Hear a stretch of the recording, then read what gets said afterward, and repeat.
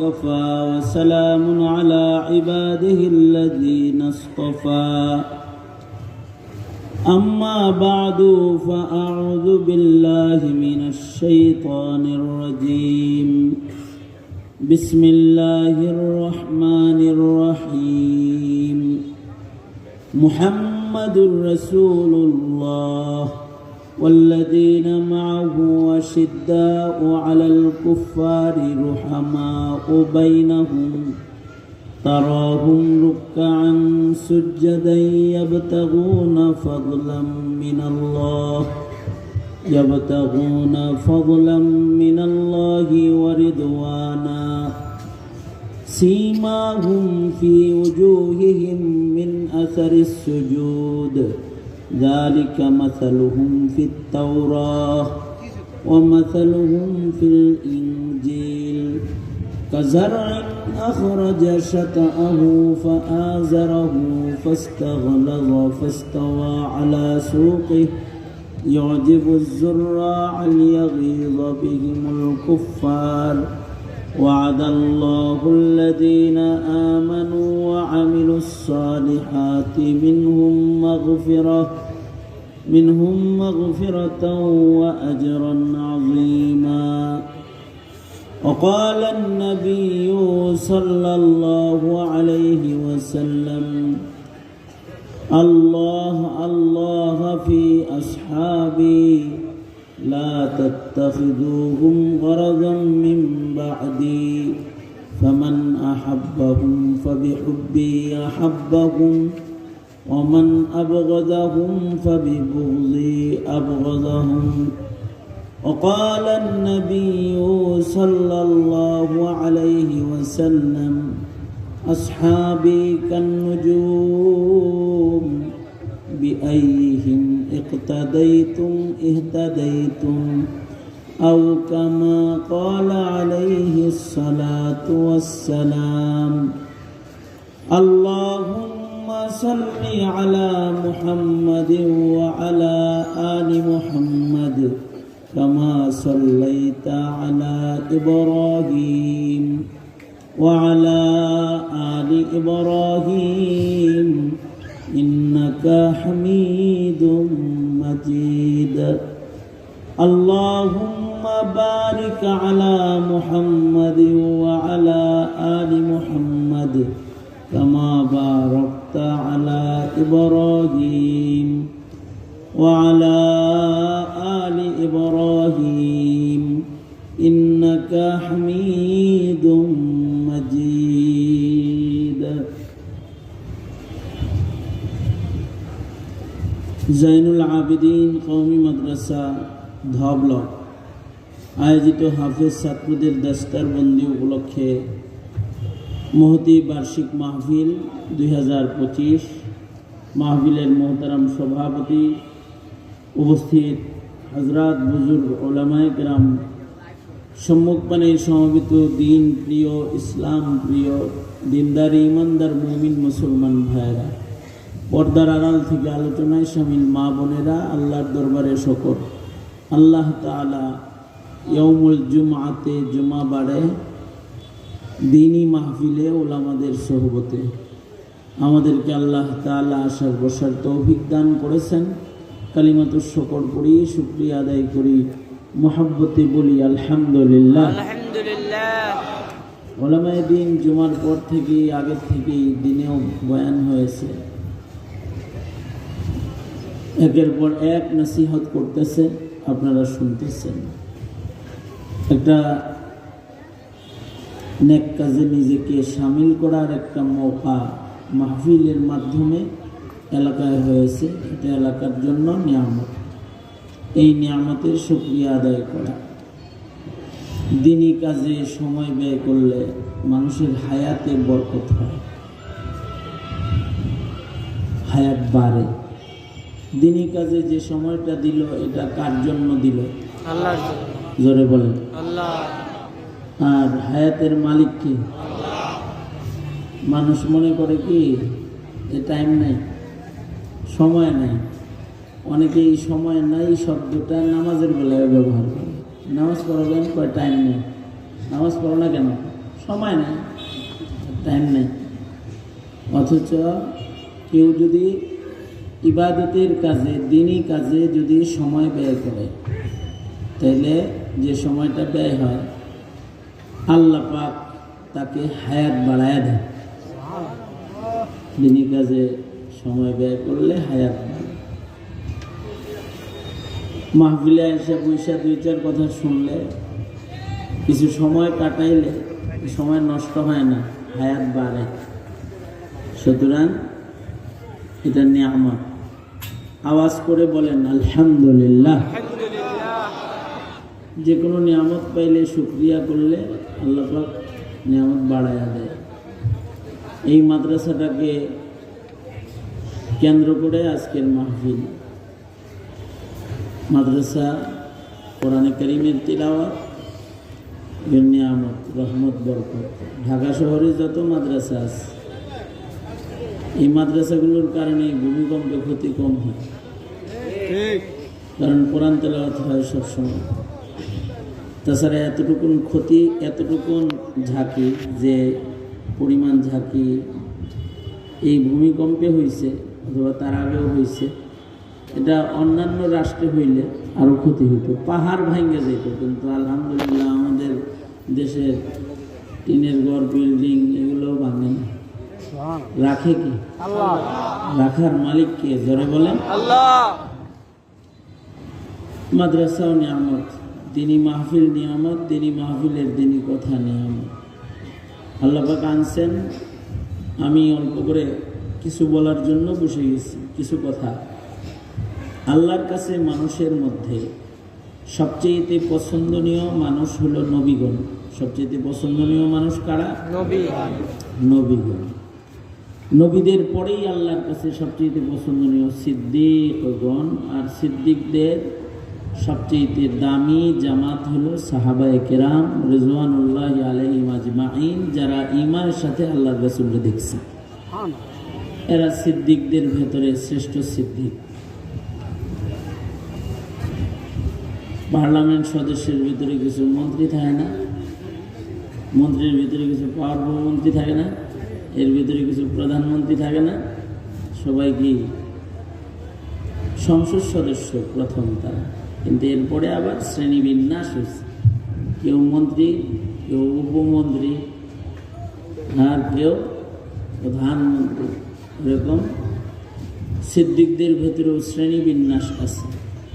এদের ভিতরে মন্ত্রী মার্কা সিদ্দিক, 1 নম্বর এ কোয়ালিটির সিদ্দিক হলেন সাহাবায়ে কেরাম রিজওয়ানুল্লাহি আলাইহিম আজমাইন।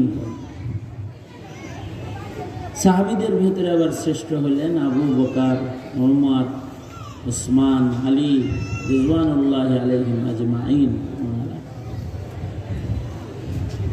সাহাবীরা ইমানদার হিসেবে আল্লাহর কাছে এত পছন্দের যে আল্লাহ পাক চান যে কিয়ামত পর্যন্ত যত মুমিন দুনিয়াতে আসবে সবাই যেন সাহাবীদের মতো ইমানদার হয়।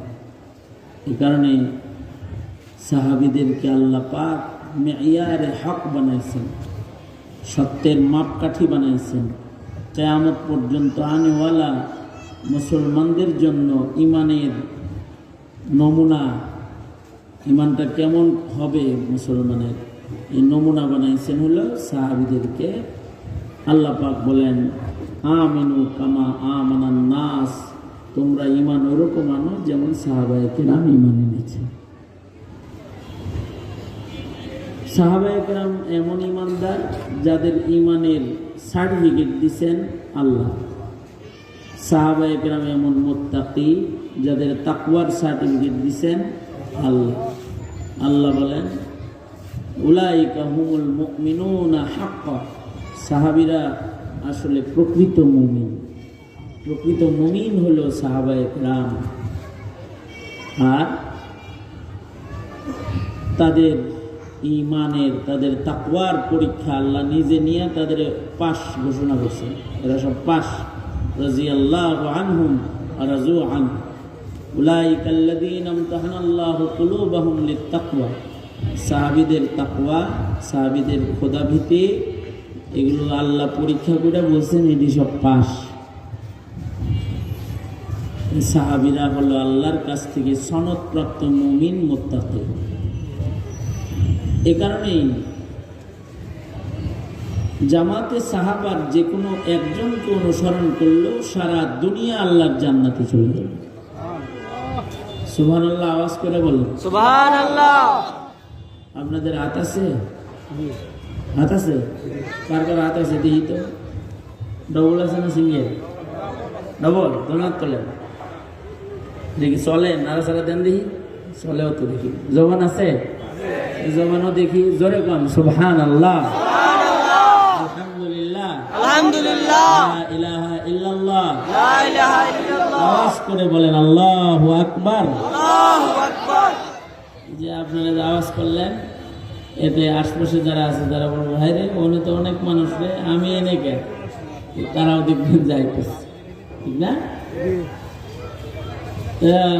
কিছু জিজ্ঞাসা করলে উত্তর দিয়ে, আর মাঝে মধ্যে আল্লাহর নাম নেওয়ার সুযোগ পাইলে নিয়েন, কারণ নিলে সওয়াব হবে, ঠিক না? সওয়াব হবে। সাহাবা একরামের উপরে আল্লাহ এতই সন্তুষ্ট, তারা এমন নির্বাচিত, জামাতের সাহাবা 1.25 লাখ, নবীর সাহাবীর সংখ্যা কত? 1.25 লাখ। নবী যেমন 1.25 লাখ, সাহাবিও 1.25 লাখ, তাবেও 1.25 লাখ, তাবেও বড় বড় আলেম 1.25 লাখ। আজব মিল। হানাফি মাযহাবের বড় বড় মুফতির সংখ্যা 1.25 লাখ, বড় বড় কিতাবের সংখ্যা 1.25 লাখ। এই সাহাবায়ে কেরাম 1.25 লাখ সাহাবী, সবাই তাদের সবার ঈমান এত সাচ্চা, পাক্কা, পুখতা, সুন্দর যে এদের যে কোনো একজনকে যদি সারা দুনিয়া অনুসরণ করে তো সারা দুনিয়া আল্লাহর জান্নাতে চলে যাবে। আল্লাহর রাসূল বলেন, ক্বালা রাসূলুল্লাহি সাল্লাল্লাহু আলাইহি ওয়াসাল্লাম,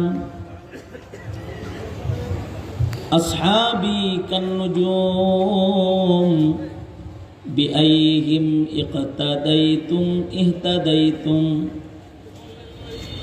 আল্লাহর নবী বলেন, আমার সাহাবীদের ঈমান হলো তারকাতুল্য ঈমান। এদের যে কেউ অনুসরণ করবে তারা হিদায়াত প্রাপ্ত হিসেবে জান্নাতে চলে যাবে। সুবহানাল্লাহ। তারা আল্লাহর কাছে পছন্দের বান্দা হয়ে যাবে। সাহাবীদের কথা সুন্দর, সাহাবীদের কথার প্রশংসা আল্লাহ কোরআনে করেছেন। সাহাবীদের নামাজ সুন্দর, তাদের নামাজের আলোচনা করছেন। সাহাবীদের মেজাজ সুন্দর, তাদের মেজাজের আলোচনা করছেন। সাহাবীদের মুআমালাত, মুআশারাত, সব কিছুর আলোচনা আল্লাহ তাআলা কোরআনে করেছেন। কারণ এরা এমন একটা জামাত যে তাদের বদনাম করার মতো কোনো রাস্তা নেই। এরা যদি গুনাহ করে থাকে তাহলে তাদের তওবাও সুন্দর। আল্লাহ পাক তাদের তওবার আলোচনা করেছেন। তাদের জীবনে গুনাহ হয়েছে, কিন্তু আহলুস সুন্নাতি ওয়াল জামার আকীদা হলো তারা গুনাহ নিয়ে কেউ কবরে যায় নাই। আমরা গুনাহ টোনা লইয়া বস্তা বইরা কবরে চলে যাই গুনাহ নিয়ে। সাহাবীদের জীবনে গুনাহ হয়েছে, কিন্তু নবীজির কোনো সাহাবী গুনাহ নিয়ে কবরে যায় না। নবীদের ব্যাপারে আহলুস সুন্নাতি ওয়াল জামার আকীদা হলো নবীরা মাসুম, নবীদের গুনাহ নাই। নবীদের সামনে গুনাহ আসলে আল্লাহ কুদরত দিয়া নবীদেরকে গুনাহ পার করে দিছে, গুনার ছোঁয়া নবীদের সাথে লাগতে দেয় নাই। যেমন ইউসুফ আলাইহিস সালাম জুলাইখার দরওয়াজা খুইলা কুদরতিভাবে আল্লাহ বাইর করে লেগেছে। নবীরা মাসুম। নবীরা কি? জোরে বলেন মাসুম। জোরে বলেন মাসুম। নবীরা কি? মাসুম। তার মানে নবীরা কখনো গুনাহ করেন নাই। সাহাবীদের গুনাহ হয়েছে, কিন্তু সাহাবীরা মাহফুজ, তারা ক্ষমাপ্রাপ্ত, তারা দোজখের আগুন থেকে মুক্ত। তারা গুনাহ করলেও তারা গুনাহ নিয়ে কবরে যায় না। তাদের গুনাহকে আল্লাহ তাআলা তাদের তওবার কারণে মাফ করে দিয়েছেন। এবং তাদেরকে শুধু মাফ করেন নাই, মাফ টাপ করে আল্লাহ আবার এটা বলছেন, এদের সবার উপরে আমি রাজি, এটা ঘোষণা দিচ্ছেন। রাদিয়াল্লাহু আনহুম ওয়া রাজু আন, তারা আল্লাহর উপরে রাজি, আল্লাহ তাদের উপরে রাজি। এই কারণেই সাহাবীদের আলোচনা করা যায়, আল্লাহ আলোচনা করেছেন, কিন্তু সাহাবীদের সমালোচনা আল্লাহ করে নাই। কিয়ামত পর্যন্ত কোনো মানুষ সাহাবীর সমালোচনা করুক, এইটা আল্লাহ পছন্দ করেন না, আল্লাহর রাসূল পছন্দ করেন না। আল্লাহর রাসূল বলেন, আল্লাহ আল্লাহ ফি আসহাবি লা তাত্তাখিযুহুম গরাদাম মিন বাদি ফামান আহাব্বাহুম ফাবিহুব্বি আহাব্বাহুম ওয়া মান আবগাদাহুম ফাবিবুগযি আবগাদাহুম। আল্লাহর রাসূল বলেন, কেউ যদি সাহাবীকে ভালোবাসো তাহলে সে যেন আমারে ভালোবাসলো, কারণ এরা তো নবীর ছাত্র। ছাত্রের বদনাম করলে উস্তাদের বদনাম হয়, নবীর বদনাম হয়। সাহাবীর বদনাম করলে নবীর বদনাম হয়। আর সাহাবীকে ভালোবাসলে নবীজিকে ভালোবাসা হয়। সাহাবীর সাথে দুশ্মনী রাখলে নবীজির সাথে দুশ্মনী রাখা হয়। এই কারণে যারাই সাহাবী সমালোচক, তাদেরকে আহলুস সুন্নাতি ওয়াল জামাআহ কখনো সাইড দেয় না। সাহাবী সমালোচকরা হিদায়াত থেকে দূরে, সাহাবীদের সমালোচনা না। সাহাবীদের আলোচনা হবে, হিকায়াতে সাহাবা হবে, হায়াতে সাহাবার বর্ণনা হবে, কিন্তু আলোচনা হবে, সমালোচনা নাই। সাহাবীদের সমালোচনা নাই।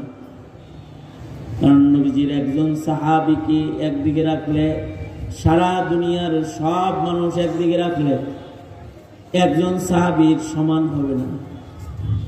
সব সাহাবী মিলা একজন নবী হবে না। সব তাবেঈ তাবেঈ মিলা একজন সাহাবী হবে না। সব তাবেঈ মিলা একজন তাবেঈ হবে না। সাহাবীর শান আলাদা।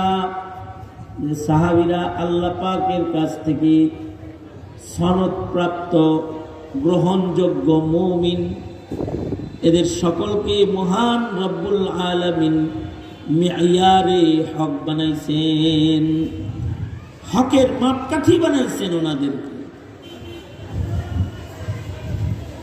সাহাবীদের গুণের প্রশংসাও আছে, সাহাবীদের স্বপ্নের প্রশংসাও আছে।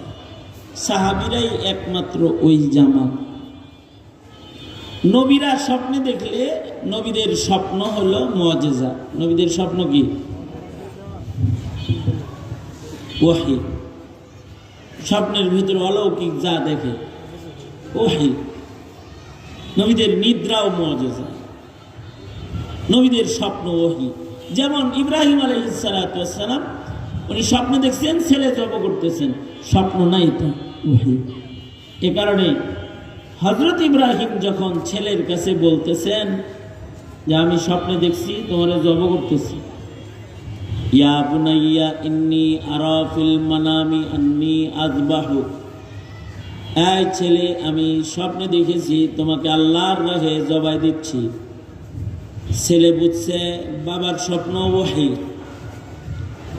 সুতরাং এটা সাধারণ কথা না, এটা আল্লাহর নির্দেশ। ইসমাইল সাথে সাথে বলে, ইয়া আবাতি ইফআল মা তুমার সাতাজিদুনি ইনশাআল্লাহু মিনাস সাবিরিন। আব্বা, আপনি যা স্বপ্নে আদিষ্ট এটাকে আপনি বাস্তবায়ন করুন, আমাকে আপনি ধৈর্যশীল পাবেন। তার মানে স্বপ্নটা ওহী। সাহাবীরাই ওই জামাত যাদের স্বপ্নকে আল্লাহ পাক ওহীর মর্যাদা দান করেছেন। নবীদের স্বপ্ন ওহী, কিন্তু নবী ছাড়া সাহাবীদের স্বপ্নকে আল্লাহ তাআলা কখনো কখনো ওহীর মানদণ্ড দান করেছেন, ওহীর মর্যাদায় পৌঁছাইছেন। যেমন ইসলামের পয়লা যুগে নবীজি মসজিদে নববীতে যা বসে থাকতেন, সাহাবীরা যাইতো, গেলে নামাজ হইতো, জামাতে দাঁড়াইতেন। কখনো নবীর ইন্তজার করতে হইতো সাহাবীদের জন্য, কখনো কখনো নবীজি দাঁড়ায় গেলে কেউ জামাত না পাইলে তার কষ্ট হইতো, নবীর পিছে নামাজ পড়তে পারলাম না, নবীজির পিছনে নামাজ পড়তে পারলাম না, এটা একটা দুঃখ। এই দুঃখের এই কষ্টের নিরসনে মশওয়ারা বসলো নবীজি সাহাবা একরামদেরকে নিয়ে। কেমনে আমরা একসাথে সমবেত হতে পারি, একসাথে জামাতে নামাজ পড়তে পারি, মশওয়ারা দাও। তো সাহাবীদের কেউ কেউ মশওয়ারা দিল যে আল্লাহর নবী যখন নামাজের টাইম হবে তখন ঘন্টি বাজানো হবে, যে ঘন্টির আওয়াজ অনেক দূরে যাবে, জোরে জোরে ঘন্টি বাজানো হবে।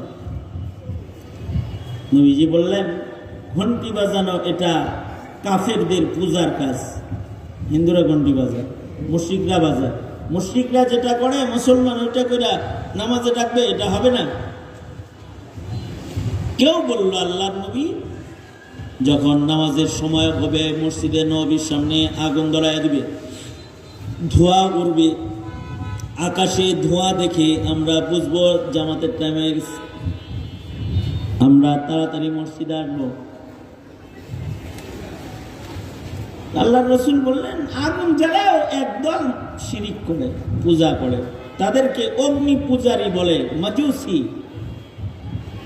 মাজুসি অগ্নি পূজক। এরা আগুন জ্বালায় আগুনকে খোদা হিসেবে পূজা করে। কিছু মুশরিক মূর্তি পূজা করে, কিছু মুশরিক আছে আগুন পূজা করে। অগ্নি পূজক মুশরিক যারা, এরা জমিনে অন্যান্য মুশরিকের চেয়েতে ঘৃণ্য ঘৃণ্য কাজ তাদের মাযহাবে, তাদের ধর্মে তারা সম্পাদন করে। যেমন মনে করেন যে মুদ খাওয়া অথবা গোবর খাওয়া, এটা কোনো প্রশংসার কথা নেই। এই জমজমের পানি যে মুদ, এটা খাইতে, এটা তো সাধারণ আকলও এটাকে ভালো দৃষ্টিতে নেয় না। এটার কতটুকু নিকৃষ্ট, এর চাইতে অনেক নিকৃষ্ট কাজ অগ্নিপূজকরা করে।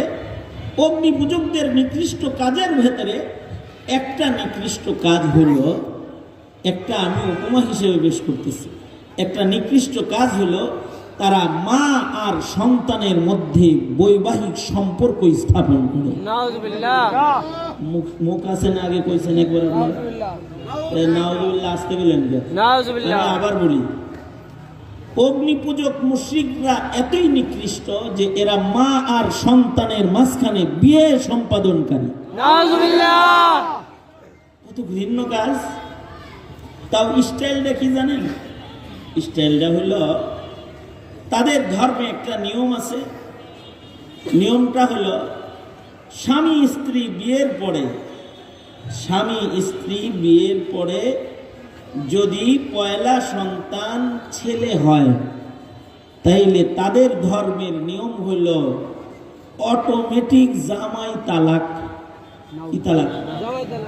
হ্যাঁ,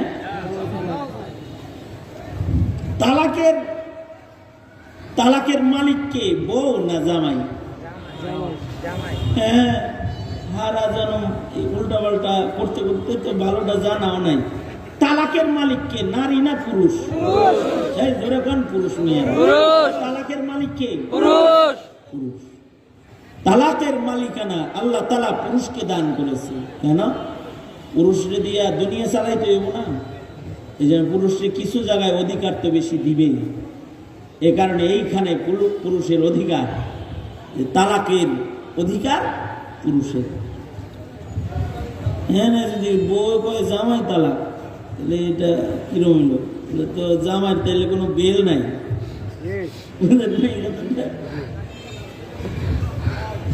মাজুসীদের এই একটা নিয়ম মুসলমানদের সমাজে এক সময়ের বৈবাহিক আইনের সংস্কারের নামে করে গেছে। সেটা হলো যে নারীকেও তালাকের অধিকার দিয়ে গেছে। মহিলারা করে কি, ফাঁক পাইলেই, পছন্দ না হইলেই ডিভোর্স লেটার পাঠায় দেয়। এই যে ডিভোর্স লেটার পাঠানো, বেডির জামাই পছন্দ হয়েছে না দেখে ডিভোর্স দিয়ে দিছে। জামাই পছন্দ হয়েছে, শাশুড়ি পছন্দ হয় না, তুই ডিভোর্স। অথবা শ্বশুর পছন্দ হয় না, তাও ডিভোর্স। কোনো কারণে মানুষের জীবনে উত্থান পতন আছে, একটু দুঃখে পড়ছে, আর একজনের হাত ধরে চলে গেছে, এটারে কয় তুই ডিভোর্স। এটা সামাজিক শৃঙ্খলা রক্ষা করে না। ডিভোর্স দেওয়া যেটা, এটা হলো মাজুসিদের নিকৃষ্ট প্রথার একটা প্রথা, বুঝেন নাই? তো বনে মনে ভাবতে পারে মা বোনেরা, হুজুর তাহলে আমরা কি করব? আপনারা আদর্শ জাতি, মায়ের জাত আদর্শ জাত, তা আপনারা কি করবেন? যদি মনের মিল না হয়, আপনি মাতব্বরি করে কাউকে তালাক দিবেন না, তবে শরীয়তে ইসলামী খোলা তালাকের বিধান আছে। এলাকার 3 জন মুরব্বী লয়ে বসবে, কনে পক্ষ বরপক্ষ বসবে, বৈশা বলবে এই এই এই এই এই এই এই এই সমস্যাগত কারণে আমার মেয়েটা তার ঘর করতে পারবে না। তো শরীয়ত বলবে, এই তুই যেহেতু এটি পারস না, তুই বউ রাখছিস, দে, অধিকার দে তাকে। তখন সে তাকে অধিকার দিবে, খোলা তালাকের মাধ্যমে সে নিজের নফসের উপরে তালাক দিবে, অথবা সমঝোতার ভিত্তিতে বিচ্ছিন্নতার সম্পর্ক করবে ভদ্রতার সাথে। চুরি করে না বেটা, ওই প্রবাসী একটা লোকে খাতি রয়েছে, দেশিদারে চিনি মেরে দিচ্ছে।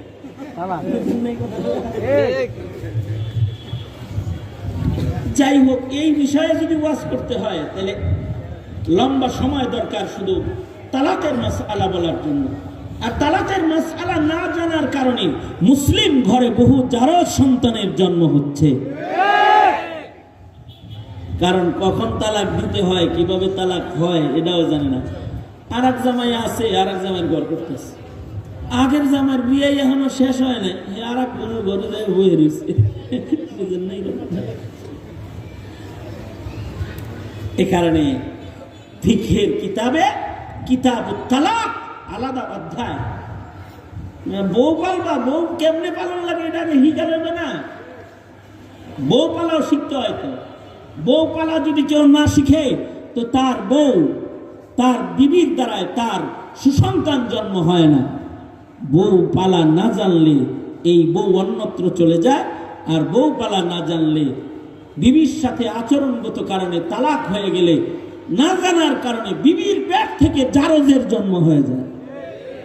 বিয়েই থাকে না, তো বাচ্চা হালালজাদা হয়ে গেল না, হারামজাদা হয়ে যায়। তাই মাজুসিদের একটা নিয়ম হইল যে যদি পয়লা বাচ্চাটা ছেলে হয়, তাইলে অটোমেটিক কি তালাক? স্বামী তালাক। এলাকার নারীরা আসে ফুলের মালা নিয়ে এই বেডির কাছে, এসে ভাই আগুন খুদা তোরে কত পছন্দ করে, তোর জন্য আল্লাহ তাআলা একটা নন টাচ ইনটেক স্বামী পাঠাইছে, যে স্বামীর লগে কোনো মহিলার ছোঁয়া লাগে নাই, নিজের মতো করে পালবি, আজ থেকে এটা তোর স্বামী, তুই আগুন খুদার মনোনীত লোক। এটা বলে ফুলের মালা দিয়া বরণ করে নেয়। মানে সন্তান জন্মাইছে, এটারে কয় যে জামাই জন্মাইছে। আর পুরুষে যায় সবাই মিলা বাতাস দেয়, আর কয় দুঃখ করো না, অনেক বেডি আছে, একটা লয়ে দেবেন। এইরকম ভিন্ন কুপ্রথা ওই যুগের মজুসিদের ভেতরে বিদ্যমান ছিল, যারা আগুন জ্বালায় পূজা করত। এখন মুসলমানদের নামাজে তাইলে কি এই আগুন জ্বালানো প্রথা আনবে? না। আগুন জ্বালায় নামাজে ডাকবে না। বাংলাদেশে আগুন জ্বালানোর প্রথাও ফ্যাসিস্টরা আগমন ঘটানোর চেষ্টা করেছে, এখনো করে যাচ্ছে। ওই যে শিখা চিরন্তন, শিখা অনির্বাণ, আগুন জ্বালিয়ে সেখানে ফুল দেওয়া, সেখানে সেলেট দেওয়া, এটা মাজুসিদের অগ্নি পূজারই একটা অংশ। ফ্যাসিস্ট যারা মুসলমানের মাটিতে যারা আধিপত্য বিস্তার করতে চায়, কেউ মূর্তি পূজারীদের শেল্টারে মূর্তি পূজা চালু করে যায়, কেউ অগ্নি পূজকদের শেল্টারে আগুন পূজা চালু করে যায়। আগুনের পূজা। মুসলমান তো না আগুনের পূজা করবে না মূর্তির পূজা করবে। মুমিনের মাথা এক জায়গায় নত হবে কার কাছে? জোরে আওয়াজ করে বলেন, আল্লাহর কাছে। আল্লাহর কাছে। তা আগুনেরও শক্তি নাই, মূর্তিরও শক্তি নাই, চন্দ্রেরও শক্তি নাই, সকল শক্তি কার? জোরে আওয়াজ করে বলেন। আল্লাহ। কোন মোড়লের ক্ষমতা নাই, ক্ষমতা কার? আল্লাহ। ভারতেরও ক্ষমতা নাই, আমেরিকারও ক্ষমতা নাই, ক্ষমতা কার? আল্লাহ। জোরে আওয়াজ করে বলেন, ক্ষমতা কার? আল্লাহ। আল্লাহর গোলামি করবে। বারহাল ওটা কথা না, আমি যেটা বলতে চাই, ফাঁক দিয়ে এই কথাগুলো ফাঁকে বলে ফেললাম। বিয়ে করার সময় আলোচনা করে লবি যুবকরা, যখন বিয়ে করবি কাজীর খাতায় দস্তখত করার আগেই বলবি যে আমার বউকে এই উপস্থিত সাক্ষীর মধ্যখানে আমি বলছি আমি তালাকের অধিকার না দিয়ে বিবাহ করতেছি, তালাকের অধিকার আমার, যার লগে এই শর্তে বিয়া হবে তারে বিয়া করুন। তুমি যে বেড়াইতে দেখবে বউ নাই, বুঝো নাই কথাটা? ফাঁক দিয়ে বেলে ফেললাম। বউ না থাকা এটা অপরাধ না, সবচেয়ে বড় কথা হইলো এই বেটি যে আরেক জায়গায় গেল, এর তো আগের বিয়েই ক্যান্সেল হয় নাই, নতুন বিয়ে যেটা হইল প্রতিটি রাত জেনা, প্রতিটি সন্তান হবে অবৈধ। আগের বিয়ে তো ক্যান্সেল হয় নাই। বেশি ব্যাসপুস লাগলে আশেপাশে মিরপুরের মাদ্রাসার অভাব নাই, ফতোয়া জানেন, মাসালা শিক্ষা লেন। যাই হোক, আল্লাহর রাসূল বললেন যে আগুন ছাড়াও নামাজে ডাকা যাবে না। এক একজন এক এক মত দেয়, কিন্তু মুশরিকদের সাথেই মিলে যায়, বলে এটা হবে না। অমীমাংসিত অবস্থায় মজলিস শেষ হয়ে গেল। নবীজি বললেন পরে আমরা আবার বসব। সাহাবায়ে কেরাম চলে গেলেন। নবীর সাহাবীদের ভেতরে একটা সাহাবী এমন আছে যে সাহাবীটা খেজুর বাগানের রাখাল সাহাবী, অনেক শিক্ষিত না, কিন্তু আশিকে রাসূল বড় মজবুত। নাম তার আব্দুল্লাহ বিন যায়েদ বিন আব্দে রাব্বিহি। এই সাহাবী আশিকে রাসূল হিসেবে এত পুখতা, আল্লাহর রাসূলের ইন্তেকাল যেদিন হয়ে গেল ওই দিনও উনি খেজুর বাগানে কাজ করতেছিলেন। খবর ছড়ায় পড়ল নবীজি নাই। এত উঁচা পায়ার এক আশিকে রাসূল ছিলেন আব্দুল্লাহ বিন যায়েদ বিন আব্দে রাব্বিহি। তিনি খেজুর বাগানের সাথে সাথে সিজদায় পড়ে বলে, ও আল্লাহ, তোমার হাবিবকে দুনিয়া থেকে তুমি লয়ে গেলা গান, অর্থাৎ আমি আমার এই চোখ দিয়া জিন্দা পয়গম্বরের চেহারা আর কোনদিন দুনিয়ায় দেখতে পাবো না। তিনি কবরে চলে গেলেন। ও আল্লাহ, গোলামের পক্ষ থেকে তোমার কাছে দরখাস্ত হলো, যেই চোখ দিয়া নবী দেখা যাবে না এমন চোখ আমার লাগবে না। আমি যে চোখ দিয়া রাসূল দেখতে পারবো না, ও চোখ দিয়া ফুল ফল সবুজ শ্যামল সৌন্দর্য আলোকিত দুনিয়ার কোন সৌন্দর্য আমি দেখতে চাই না। যে চোখ দিয়া নবী দেখা যাইব না ও চোখ তুমি অন্ধ বানায় দাও। আল্লাহর সাথে সাহাবীর খাতির এত বেশি, নবী প্রেম তার হৃদয়ে এত বেশি যে দোয়া করার সাথে সাথে আব্দুল্লাহ বিন যায়েদ বিন আব্দে রাব্বিহির দুনো চোখ আল্লাহ তাআলা অন্ধ বানায় দেয়।